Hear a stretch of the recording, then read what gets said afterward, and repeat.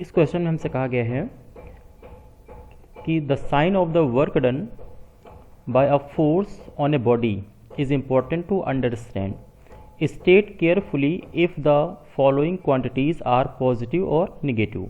मतलब यहाँ पे हमें एक क्वेश्चन दिया हुआ है जिसके 5 पार्ट आपको लिखे हुए हैं. तो देखिए यहाँ पे फर्स्ट पार्ट आपको पूछा गया है, उसी तरीके से यहाँ पे सेकंड, फिर थर्ड, फोर्थ एंड फिफ्थ, ये सभी पार्ट में हमको वर्क डन यहाँ पे कहा गया है और ये बताना है कि वर्क डन हमारे पॉजिटिव होगा कि निगेटिव होगा. तो देखिए यहाँ पे जो फर्स्ट पार्ट पूछा गया है इसमें कह रहा है कि work done by a man in lifting a bucket out of a well by means of a rope tied to the bucket. मतलब इस क्वेश्चन में हमको ये बताना है कि अगर कोई भी यहाँ पे जो बकेट है वो कोई वेल से यहाँ पे निकाली जा रही है. मान लेते हैं ये हमारा कोई यहाँ पे काफ़ी डेप्थ का ये वेल है और इसमें किसी पर्सन ने ये कोई देखिए बकेट यहाँ से निकाल रहा है. तो आपको पता है कि बकेट यहाँ पे क्या होता है कि किसी पुली के थ्रू आपको मालूम है कि यहाँ से होगी और यहाँ से क्या होगा, कोई पर्सन इसको यहाँ पे अपनी तरफ खींच रहा होगा.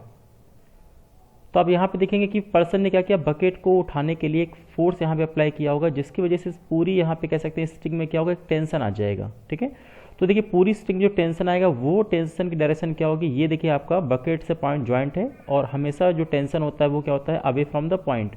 मतलब ये आपके बकेट को लिफ्ट कराने के लिए जो टेंशन फोर्स है वो ऊपर की तरफ होगा और जो बकेट का डिस्प्लेसमेंट है वो भी कहाँ पे होगा, ऊपर साइड में, अप साइड में, अपवर्ड.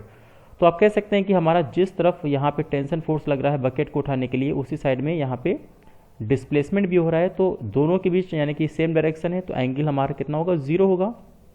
और जैसा कि आप जानते हैं कि वर्क डन हमारा जो होता है वो होता है एफ कॉस थीटा और यहाँ पे एंगल है यहाँ पे 0 डिग्री और कॉस 0 की वैल्यू होती है 1. यानी कि कह सकते हैं यहाँ पे हमारा जो भी वर्क डन हुआ वो कैसा होगा, वो पॉजिटिव होगा. तो ये फर्स्ट पार्ट हमारा ये पॉजिटिव यहाँ पे आपको वर्क डन मिलेगा. इसके बाद देखते हैं क्वेश्चन नंबर 2 में यहाँ पे आपसे कह रहा है कि the work done by gravitational force in the above case. मतलब इसी केस में आपको बताना है कि जो वर्क डन होगा ग्रेविटेशनल फोर्स की वजह से वो कितना होगा. तो यहाँ पे देखिए ग्रेविटेशनल फोर्स में हमें क्या करना है, इस पर्सन के हमको टेंशन फोर्स की यहाँ पे बात नहीं हो रही है बल्कि ग्रेविटेशनल फोर्स पता है कि इस बकेट का वेट. तो आपको मालूम है कि बकेट का वेट जो होगा वो तो ऑलवेज डाउनवर्ड होता है, वर्टिकली डाउनवर्ड, W=mg. तो इस केस में आप देखेंगे कि हमारा जो ग्रेविटेशनल फोर्स है वो डाउनवर्ड यहाँ लगेगा और जो भी डिस्प्लेसमेंट है वो तो बकेट का ऊपर की तरफ हो रहा है. तो कहीं ना कहीं दोनों के बीच का एंगल हो रहा है 180 डिग्री और कॉस 180 की वैल्यू होती है -1. मीन्स यहाँ पे हमको किस तरीके का वर्क मिलेगा, तो आप कह सकते हैं यहाँ पे हमको निगेटिव वर्क मिलेगा. तो सेकंड पार्ट हमारा जो है इसमें आप कह सकते हैं कि हमको निगेटिव वर्क फाइंड होगा जबकि ऊपर वाले में पॉजिटिव वर्क था. अब इसके बाद देखिए क्वेश्चन नंबर 3 है, कह रहा work done by friction on a body sliding down an incline plane. अब अगर यहाँ पे अगर हम थर्ड पार्ट की बात करेंगे तो थर्ड पार्ट में आपसे कह रहा है कि अगर यहाँ पे कोई इंक्लाइन प्लेन हम यहाँ लेते हैं और इस इंक्लाइन प्लेन में कोई बॉडी क्या करे, स्लाइड डाउन हो रही है, मतलब उसको स्लाइड यहाँ पे कराना है डाउन की तरफ.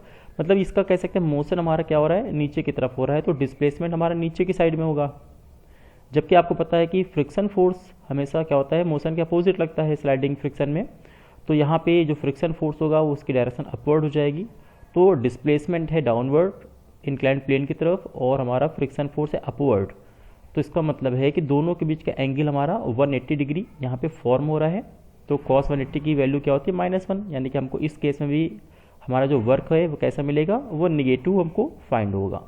तो पार्ट नंबर 3 में भी हमारा निगेटिव वर्ड यहाँ पे निगेटिव वर्क मिलेगा. उसके बाद देखते हैं क्वेश्चन नंबर इसी के पार्ट नंबर 4 में कि पार्ट नंबर 4 कह रहा है work done by applied force on a body moving on a rough horizontal plane with uniform velocity. मतलब यहाँ पे वर्क फाइंड करना है कि किसी बॉडी पे अगर हम कोई फोर्स अप्लाई कर रहे हैं और वो रफ हॉरिजॉन्टल प्लेन में है विद यूनिफॉर्म वेलोसिटी. अब देखिए इसका मतलब क्या है कि मान के चलिए कि अगर हमारे सामने ये कोई एक रफ सरफेस यहाँ पे गिवन है और इस रफ सरफेस में आपको पता है कि अगर कोई बॉडी यहाँ से मूव करती है किसी भी वेलोसिटी से, सपोज इनिशियल वेलोसिटी u है, तो जैसे जैसे ये आगे मूव करेगी तो रफ सरफेस की वजह से क्या होगा, फ्रिक्शन फोर्स इसका पीछे की साइड में लगेगा जिससे इसकी वेलोसिटी क्या होगी, कम होने लगेगी, यानी कि स्लो होने लगेगा.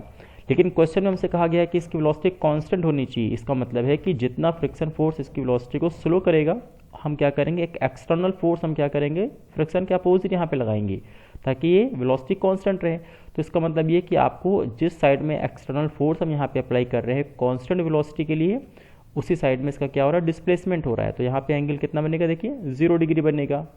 सो यहाँ पे वर्क भी कैसा होगा, ये पॉजिटिव वर्क होगा।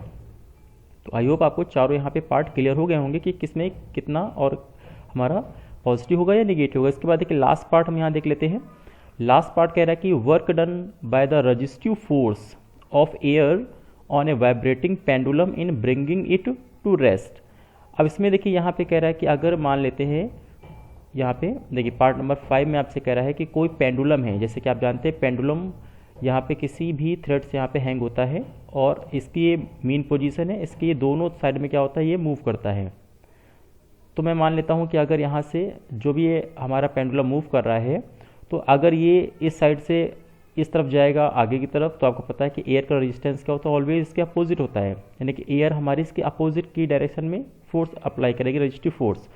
और उसी तरीके से अगर यहाँ से हमारा ये पेंडुलम नीचे मूव करता है तो फिर हमारी एयर क्या करेगी, इसके अपोजिट फोर्स अप्लाई करेगी। तो आप कह सकते हैं जिस तरफ इसका डिस्प्लेसमेंट आपका हो रहा है उसके अपोजिट क्या है, एयर का रेजिस्टेंस है। तो इसमें भी आप देख सकते हैं दोनों अपोजिट हैं, डिस्प्लेसमेंट एंड एयर रेजिस्टेंस। तो यहाँ पे भी एंगल आप देखेंगे कि 180 डिग्री फॉर्म होगा और यहाँ पे वर्क कैसा होगा, निगेटिव होगा। तो इस तरीके से हमको यहाँ पे फर्स्ट क्वेश्चन में सिर्फ ये बताना है कि किस वाले केस में वर्क पॉजिटिव होगा या निगेटिव होगा।